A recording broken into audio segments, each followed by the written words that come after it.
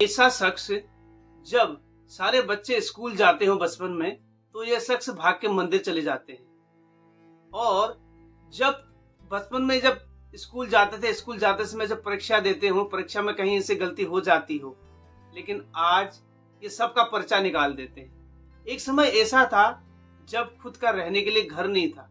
आज सारे देश में और संसार में सब जगह इनके दरबार लगते हैं और हमेशा मुस्कुराते रहते हैं। जब एक इंटरव्यू में इनको पूछा गया कि आपके मुस्कुराने का राज क्या है, तो उन्होंने बताया कि इसका राज इनकी माता जी की प्रेरणा है। तो एक बार अपने माँ के पास गए, क्योंकि महाराज जी बड़े व्यस्त रहते हैं अपने कार्यक्रम में, दरबार लगाते हैं, कथा करते हैं, इनके अलग अलग जगहों पर इनके भ्रमण होते हैं देश विदेश में। तो कभी कभी अपनी माता जी के पास चले जाते हैं, उनसे बात करते हैं। तो एक बार उन्होंने बोला कि मैया, मैं तो आपकी सेवा कर नहीं पाता हूँ, अपने काम में बिजी रहता हूँ, मेरा कर्तव्य है, मेरी माँ हो, मुझे आपकी सेवा करनी चाहिए, लेकिन मैं बड़ा अभागा हूँ या मेरे पास समय नहीं निकलता, मैं कैसे आपकी सेवा करूँ। तो उनकी माँ ने बोला कि बेटा, हमेशा मुस्कुराते रहो, खुश रहो, कोई चिंता मत करो, क्योंकि जब आप दरबार लगाते हो ना, जो माताएं आपके पास आती हैं, उनकी आप जो सेवा करते हो, उनकी सेवा में और मुझ में, मेरी सेवा में कोई अंतर नहीं। उनकी सेवा करोगे तो मेरी सेवा भी हो जाएगी। तो इनके ऊपर हनुमान जी की बड़ी कृपा है, बड़ा उपकार है। नाम है इनका धीरेन्द्र शास्त्री और लोग बोलते हैं इनको बागेश्वर धाम सरकार। इस वीडियो में हम बात कर रहे हैं Dhirendra Shastri, none other than Bageshwar Dham Sarkar, जिनको लोग बागेश्वर धाम सरकार के नाम से जानते हैं। और आज उनके बागेश्वर धाम सरकार और धीरेन्द्र शास्त्री के नाम से सोशल मीडिया में बहुत लाखों हजारों में हैशटैग चल रहे हैं, जिसके नाम से वो सोशल मीडिया में भी बहुत फेमस हो चुके हैं। और एक समय ऐसा था जब ये बचपन में छोटे थे, तो इनके पिताजी कोई बड़े साहूकार या धनी तो थे नहीं, और बहुत छोटे से गरीब परिवार से थे, और ये भिक्षावृत्ति करते थे। इनके पिताजी जो थोड़ा बहुत आता था उसी से इनका काम चलता था। तो आज ये अपने धाम में, बागेश्वर धाम में, वहां पर बालाजी के मंदिर में ये एक महीने में लगभग 70 से 80 हजार लोगों को फ्री में भोजन की व्यवस्था कराते हैं। और इस तरीके से इनका जीवन इतनी कठिनाइयों से बीता। जब इनको एक इंटरव्यू में पूछा गया कि आज तो आप इतना सब उपकार का कार्य कर रहे हो, तो ये बोलते हैं कि हमसे क्या है ना, जिस तरीके से हमारा जीवन बीता है गरीबी से, दूसरों का जीवन उस गरीबी की हालत से न बीते, ऐसा हमसे नहीं देखा जाता, इसलिए हम ये उपकार का कार्य कर रहे हैं। और इनको जब पूछा गया कि आपका फिलॉसफी क्या, आपका सिद्धांत है क्या है, आप एक साधु भी हैं और पॉलिटिशियन भी जैसे लोग आपको उस तरीके से समझते हैं, और आप वास्तव में आपकी फिलॉसफी क्या है, तो उन्होंने बुलाया कि हमारी एक ही फिलॉसफी है, दया।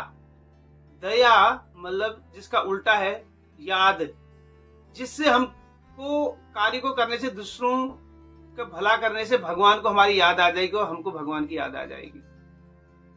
तो याद करना उन गरीब लोगों को जिनके पास कुछ नहीं है।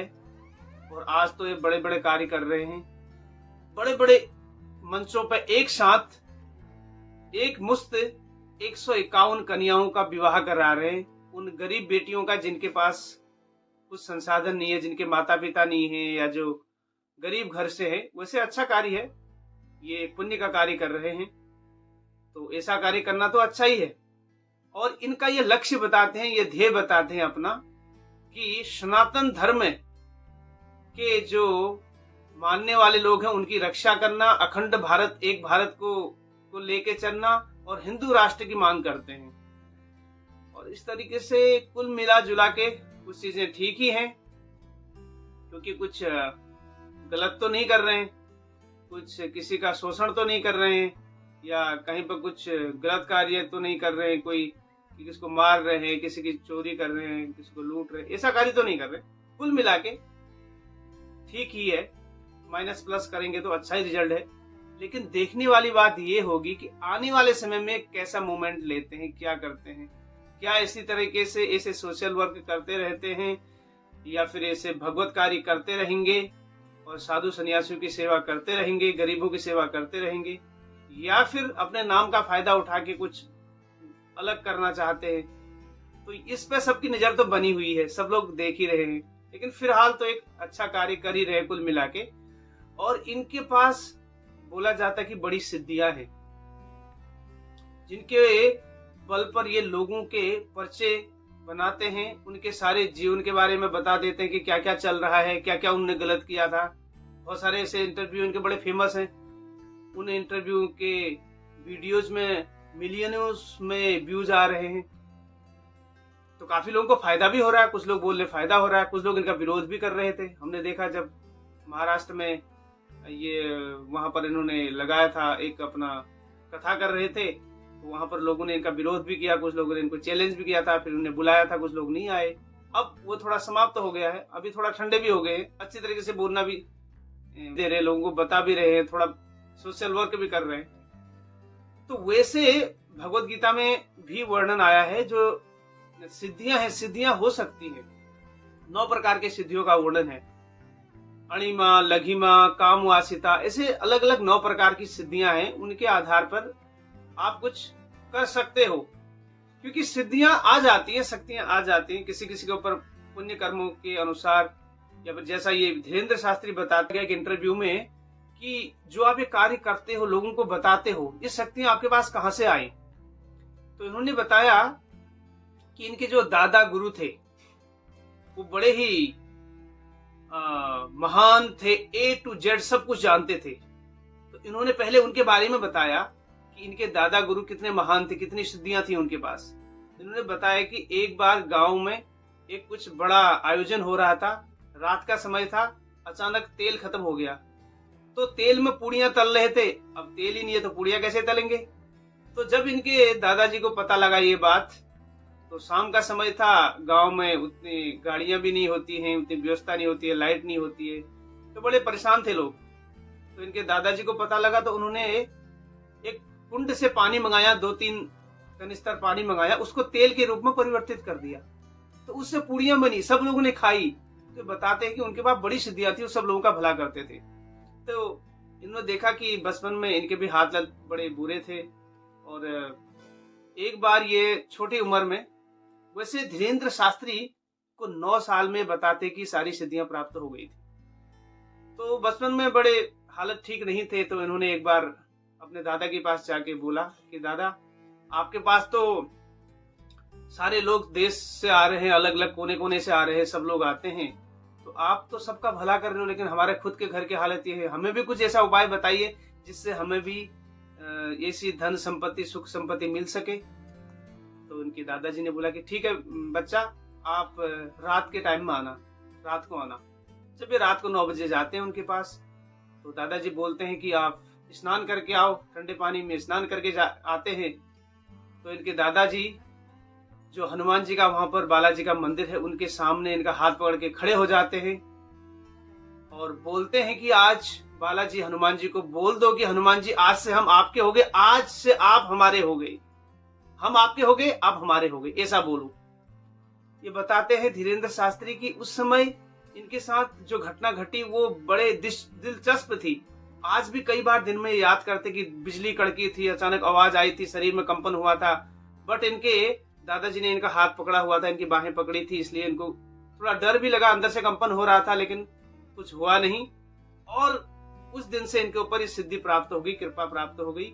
अब जब ये किसी का पर्चा लेके बैठते हैं, कोई इनके पास आता है, अर्जी लगाता है, तो इनको पता लग जाता है, तो इनके हृदय में ज्ञान स्फुरित हो जाता है। तो अच्छी बात है, सिद्धियां होती हैं, सिद्धियों से हो भी सकता है ना। तो काफी लोगों का ये प्रैक्टिकली बता भी रहे, लोग बोले हाँ हाँ जी हाँ, आपने सही बताया। तो अच्छी बात है, लोगों का भला कर रहे हैं। तो अगर इनके पास सिद्धियां हैं, सिद्धियों का सही उपयोग कर रहे, लोगों का समाज में भला कर रहे, तो इससे बड़ा क्या हो सकता है, उपकार का कार्य है। और कई लोग नहीं मानते सिद्धियों को, तो ठीक है, तो ये तो कुछ गलत तो उतना ज्यादा हमको इसमें दिखता नहीं है। तो कन्याओं का विवाह कराना, ये सारा कराना। बागेश्वर धाम सरकार एक इंटरव्यू में ये भी बताते हैं कि इनके जो दादा के दादा थे, उनको बोलते हैं सन्यासी बाबा, तो उन्होंने तपस्या करके बागेश्वर धाम में हनुमान जी को प्रकट कराया था, बालाजी को प्रकट कराया था। तो उन्होंने ये बोला था कि आप ही के वंश में कोई एक न एक मेरी पूजा करता रहेगा, मेरे इस मंदिर में पीठाधीश्वर बन के रहेगा। तो आज ये तीसरे, अपने वंश में तीसरे ऐसे व्यक्ति हैं जो बागेश्वर धाम सरकार के पीठाधीश्वर के रूप में भी जाने जाते हैं। और उन्हें बताया कि जो सन्यासी बाबा थे उन्होंने 1.25 लाख हर दिन हनुमान चालीसा का पाठ करके उन्होंने हनुमान जी को वहां प्रकट कराया था। इतने तपस्वी थे। हनुमान जी के ऊपर धीरेन्द्र शास्त्री का बड़ा भरोसा भी है, होना भी चाहिए। हनुमान जी तो उसे सिद्धियों के मालिक हैं ही। जो यह पढ़े हनुमान चालीसा होय सिद्धि साखी गौरीसा। इसका अर्थ ये है कि जो हनुमान चालीसा का नित्य कोई पाठ करता है तो उसको सिद्धि प्राप्त होगी, यह निश्चित है। शंकर और गौरी भी उसके साक्षी हैं। तो इस तरीके से हनुमान जी की कृपा से इनको सिद्धि मिल रही है, उसका उपयोग कर रहे हैं। सिद्धि से कोई गायन में, कला में, ये अपना राजनीति में, किसी भी क्षेत्र में भी सफलता प्राप्त कर सकता है। ये कोई नया या कोई नई बात या फिर कोई अचंभा करने वाला बात नहीं है। जब सिद्धि प्राप्त हो जाती है तो ये चीजें सिद्ध हो सकती है। लेकिन जो मनुष्य जीवन का जो ध्येय है उसको निरंतर प्राप्त करने के लिए जो प्रयास बताए हैं शास्त्रों में, अगर उसको करते हैं तो सब लोग उसको प्राप्त कर सकते हैं। वो जीवन की सबसे बड़ी सिद्धि है। लेकिन ये सिद्धियां कुछ करने के बाद प्राप्त हो सकती हैं या फिर पुण्य कर्मों से प्राप्त हो जाते हैं। जो इच्छा रखता है भगवान तो उनकी इच्छा पूरी कर देते हैं भक्तों की। तो इस तरीके से सिद्धियां हो सकती हैं। सिद्धियों से हम इनकार नहीं कर सकते हैं। लेकिन इन सिद्धियों का अगर सही से इस्तेमाल हो तो अच्छी बात है।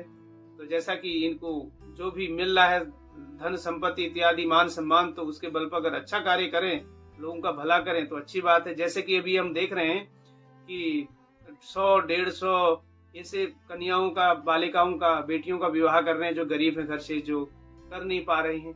तो उपकार का कार्य है। और भोजन प्रसाद बांट रहे हैं लोगों में, अपने धाम में।